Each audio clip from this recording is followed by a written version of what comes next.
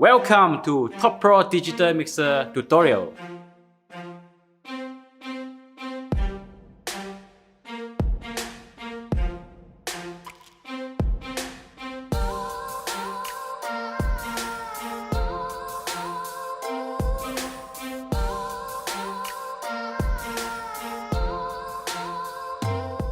You can set up to 6 DCA group in the Top Pro T2208.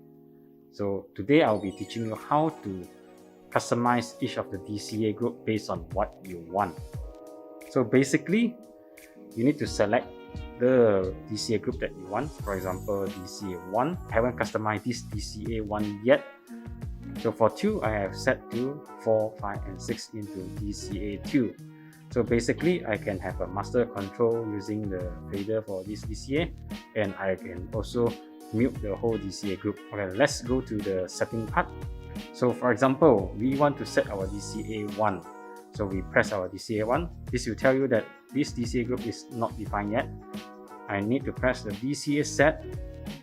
Make sure it's DCA1. So I need to select all the channels that I want.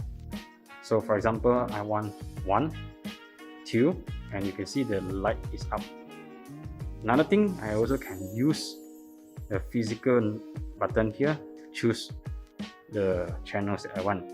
I also can choose the output as well. I can choose the aux as well. And once I'm done, I just need to press the DCA set again to confirm it. So it's highlighted here.